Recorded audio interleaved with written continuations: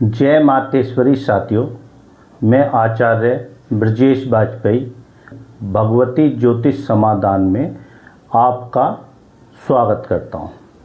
आज हम अपनी राजयोग श्रृंखला में बात करेंगे एक योग जो कि चंद्र और मंगल की युति से बनता है या इनकी आपस में दृष्टि पड़ने से भी यह योग बनता है।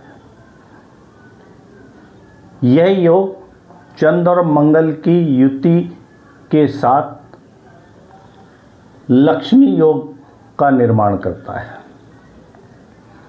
जिस भी व्यक्ति की कुंडली में यह योग बन जाएगा, वह व्यक्ति अपने जीवन में हर तरीके की ऐशो आराम और सारी सुविधाएं प्राप्त कर लेता है। क्लास को शुरू करने से पहले मैं आपसे रिक्वेस्ट करूंगा, यदि अभी तक आपने मेरी प्रीवियस क्लासों को नहीं देखा है तो कृपया पहले मेरी प्रीवियस क्लासों को देखें, जिससे आपको यह जानकारी मिल सके कि मैं जो ग्रह आपको बताने जा रहा हूं वो किस तरीके से आए हैं, किस राशि के स्वामी हैं। यह सब आपको मेरी प्रीवियस क्लास से जानकारी मिल जाएगी। इसके साथ साथ मैं रिक्वेस्ट करूंगा, यदि अभी तक आपने मेरे चैनल को सब्सक्राइब नहीं करा है तो पहले मेरे चैनल को लाइक करें, सब्सक्राइब करें और बेल आइकन का बटन दबाएं। आइए शुरू करते हैं आज की अपनी क्लास चंद्र मंगल लक्ष्मी योग की।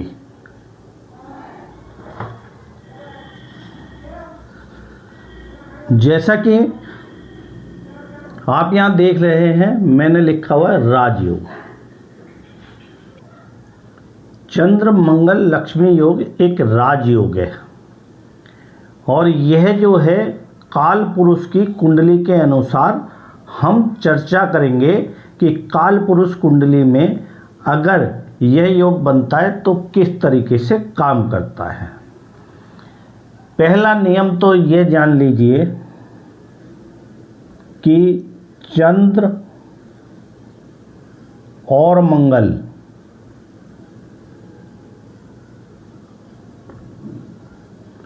कुंडली में योग कारक होने चाहिए। ये योग कारक क्या होता है, मैं इसकी जो है क्लास में चर्चा कर चुका हूं प्रीवियस क्लासों में। चंद्र और मंगल का योग कारक होना अति आवश्यक है। दूसरा, चंद्र और मंगल अस्त ना हो।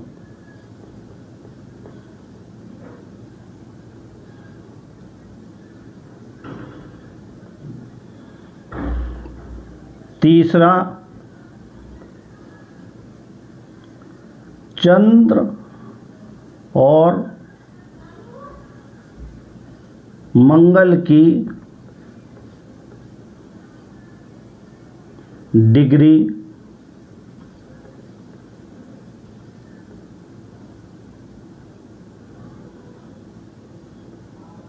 कम ना हो।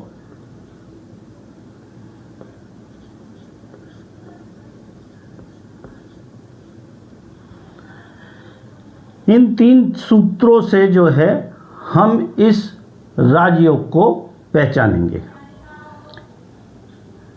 काल पुरुष कुंडली में ये पहला घर जो है 1 नंबर से काउंट होता है।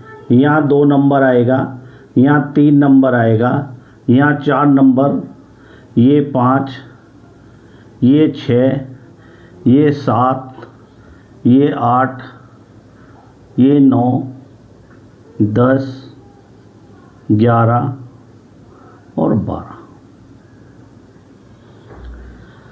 इस काल पुरुष को मेष लग्न भी कहा जाता है।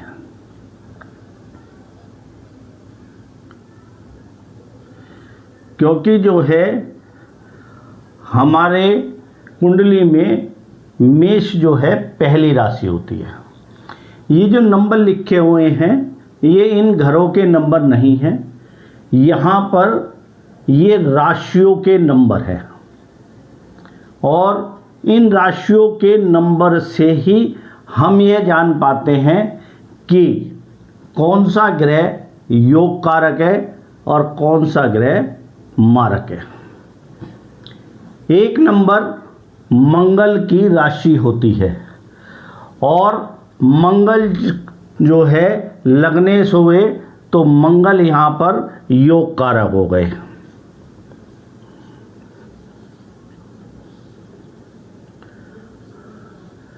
लगने की वजह से योग कारक है।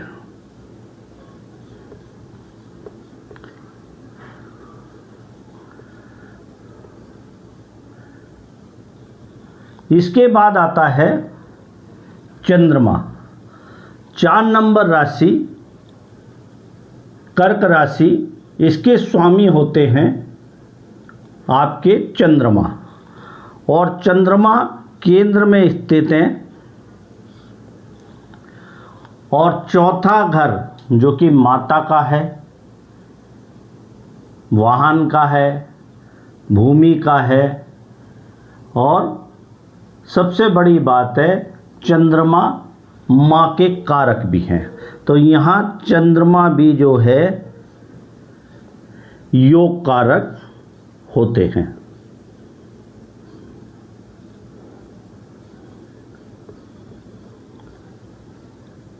तो हमारा पहला नियम चंद्र और मंगल का योग कारक होना जरूरी है। ये इस चीज़ से फुलफिल हो जाता है कि हमारे चंद्र और मंगल जो है योग कारक है। ये मंगल का घर है और ये चंद्रमा का घर है। अब मान लीजिए चंद्र और मंगल की युति की बात करी जाए तो यहाँ पर पहले ही घर में मंगल और प्लस चंद्रमा अगर बैठ जाते हैं एक साथ तो यह लक्ष्मी योग बन जाता है। यहाँ पर दोनों ही ग्रह योग कारक है।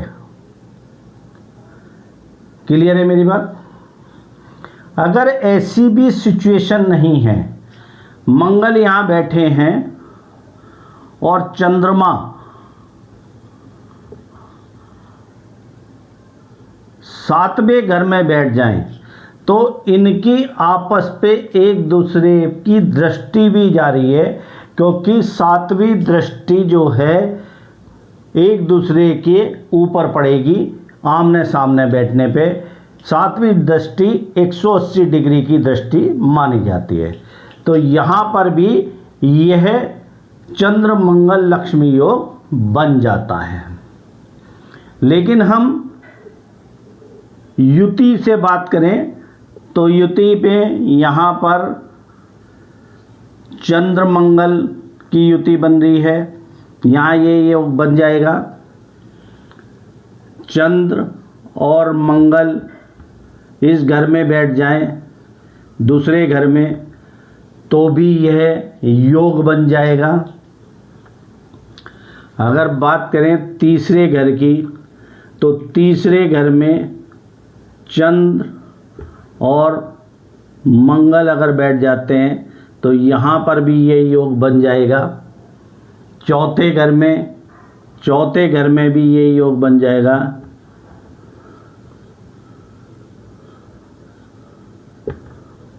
पांचवें घर की बात करी जाए तो पांचवें घर में भी ये योग बन जाएगा।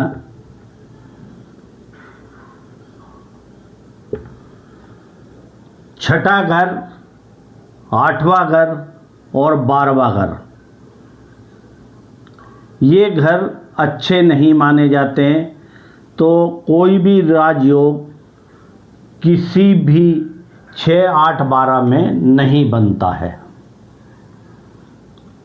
सातवें घर की बात करी जाए तो सातवें घर में चंद्र प्लस मंगल की युति बन जाए तो यह राजयोग बन जाता है। 9वें घर की बात करी जाए तो चंद्र प्लस मंगल, यहाँ पर ये राजयोग बना देते हैं।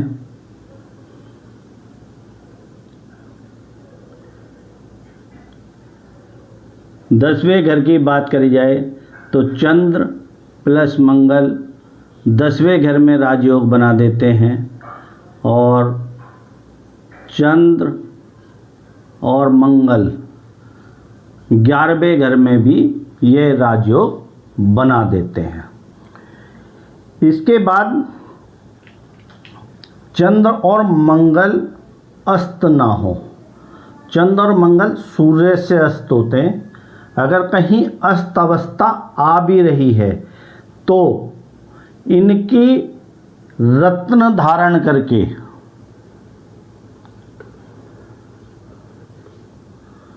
या बीज मंत्र से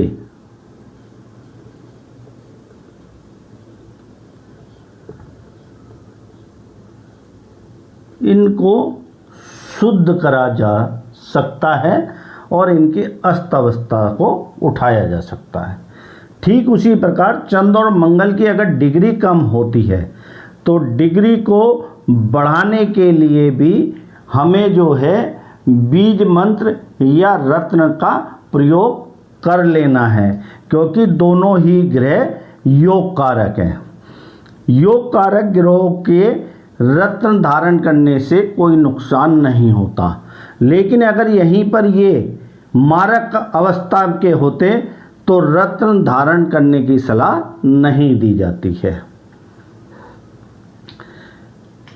यह वह योग है, अगर किसी भी व्यक्ति के किसी भी जो मैंने घर बताए हैं उनमें बन रहा है तो वह उस घर के अनुसार सारी सुख सुविधाएं तो लेता ही लेता है, और इसके अलावा अपने जीवन में हर वो ऐशो आराम और हर लग्जरी चीज़ जो कि नाम से ही पता पड़ता है, लक्ष्मी की कमी उसके जीवन में नहीं रहती है।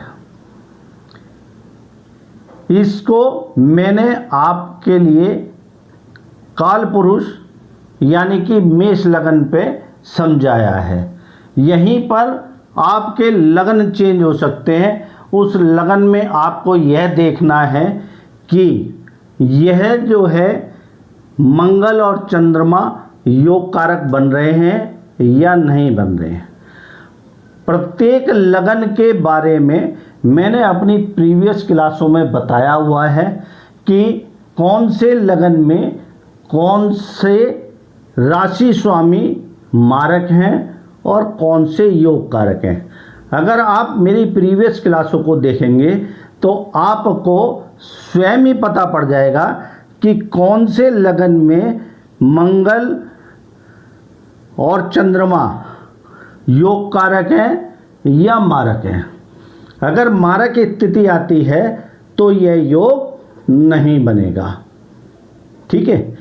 और 6, 8, 12 में यह योग काम नहीं करता है। मैं समझता हूँ मेरे द्वारा बताई हुई चीज़ों को आपने समझा होगा। इसके बावजूद भी कोई भी प्रश्न आपके अगर दिमाग में आता है और आपको इस क्लास से रिलेटेड कुछ चीज़ समझ में नहीं आती है तो आप कमेंट्स में अपने प्रश्न को डाल सकते हैं, मैं उसका उत्तर अवश्य दूंगा। साथ साथ मैं यह रिक्वेस्ट करूंगा कि आप मेरी इन वीडियो को अपने मित्रों और परिचितों में शेयर करें, जिससे वह भी कुंडली को स्वयं देखना सीख सकें और उसका फ़ायदा उठा सकें।